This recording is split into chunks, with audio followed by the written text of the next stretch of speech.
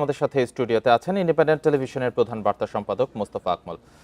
মোস্তফা আকমল, আমরা তো বেগম জিয়ার বিভিন্ন দিক সম্পর্কে আলোচনা করছি। আপনি তো সাংবাদিক হিসেবে কাজের স্বার্থে বেগম জিয়ার সাথে আপনার ব্যক্তিগত বেশ কিছু অভিজ্ঞতা আছে, এরকম কোনো একটি অভিজ্ঞতা কি আমাদের সাথে শেয়ার করবেন?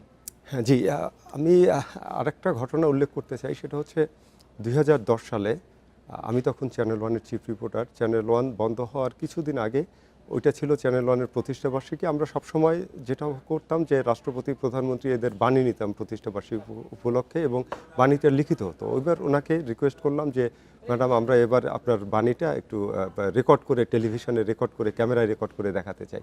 এগ্রি করলেন। আমরা একদিন গেলাম এই রেকর্ড করার জন্য। তখন আমরা এই যাওয়ার সময় আমরা কি করলাম যে আমরা চ্যানেল ওয়ানের পক্ষ থেকে কিছু গিফট আইটেম নিয়ে গেলাম। সেটা ছিল ক্রিস্টালের উপর ধানের শীষ, জিয়াউর রহমান, খালেদা জিয়া, তারেক রহমান এদের প্রতিকৃতি। তো এটা ওনার সামনে আমি খুলে দেখালাম। উনি দেখে খুব খুশি হলেন। উনি বললেন যে আর খুললো না, এটা প্যাকেট করে রাখো, এটা অনেক সুন্দর হয়েছে, এটা তোমার ভাইয়ের জন্য পাঠাই দাও। চুল পড়া অনেক কমে গেছে, থ্যাংক ইউ মা। চুলের ভিটামিন জুই মাল্টিভিটামিন কোকোনাট অয়েল।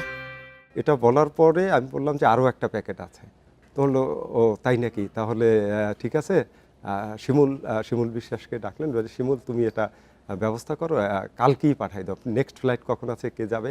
এটা ছিল, আমরা যে ওনার যে একটা চরিত্র দেখি সেটা হচ্ছে রাজনীতিতে আপোষহীন, দৃঢ়চেতা, অবিচল। সেইটার বাইরে ওনার মাতৃসুলভ যে পরম মমতাবোধ, মানে মাতৃত্বের যে মমত্ববোধ, সেটার বহিঃপ্রকাশ। সেটা হচ্ছে উনি কিন্তু ওনার সন্তান, ওনার নাতিন যারা আছেন এদের অত্যন্ত স্নেহ করেন, এবং ওই পারিবারিক জীবনটা উনি কিন্তু ওইভাবে খুব ভালোভাবে এনজয় করেছেন। ওনার পরিবারের লোকজনের মাধ্যমে আমরা জেনেছি। আর আমি যে প্রমাণটা পেয়েছি যে একটা গিফট আইটেম ওনার খুব পছন্দ হয়েছে। তারেক রহমান তখন লন্ডনে, ওটা খুলতে নিষেধ করলেন না, ওটা ওনার ছেলের জন্য পাঠাবেন। তো এই যে মমত্ববোধ, যে চিরায়ত যে মাতৃত্বের যে বন্ধন, ভালোবাসা, সেটা একজন রাজনীতিবিদের, দৃঢ়চেতা রাজনীতিবিদের আড়ালে এটা কিন্তু একটা আলাদা একটা গুণ আমরা সেটা দেখেছি। আর একটা স্মৃতি, সেটা হচ্ছে যখন সংসদ ভবনে বিশেষ আদালত বসিয়ে 1/11 সময় ওনার বিচার শুরু হলো, ট্রায়াল হলো, তখন আরাফাত রহমান কোকোকে নিয়ে আসলো। আমি বললাম, এর আগেও বলেছি, উনি কিন্তু খুব দৃঢ়চেতা ছিল। উনি জীবনে কেঁদেছেন 3বার, জিয়াউর রহমানের মারা যাওয়ার পরে, আরাফাত রহমান কোকোর মারা যাওয়ার পরে, এবং ওনার বাড়ি হারানোর পরে। তো তখন কি হলো, কোকো খুব অসুস্থ, আরাফাত রহমান কোকো খুব অসুস্থ। ওনাকে হুইল চেয়ারে করে নিয়ে আসলো। উনি দেখে খুবই হতবাক হয়ে গেলেন। উনি শুধু একটা কথাই বললেন আদালতে দাঁড়িয়ে, যে কোকো খুব অসুস্থ, ওর এখন চিকিৎসা দরকার, প্লিজ ওর চিকিৎসার ব্যবস্থা করেন, ওর হসপিটালে নিয়ে যান। হ্যাঁ, আমরা দেখেছি তখন এটা। তো আর একটা জিনিস আমি বলবো, সেটা হচ্ছে উনি বারবার যেটা বলেছি যে নির্বাচনে উনি কোনো কিছুতে টলতেন না। ওনার যে ক্যারেক্টারে হতাশ হওয়া, টলে যাওয়া, নড়ে যাওয়া, এই বিষয়গুলো ওনার ছিল না।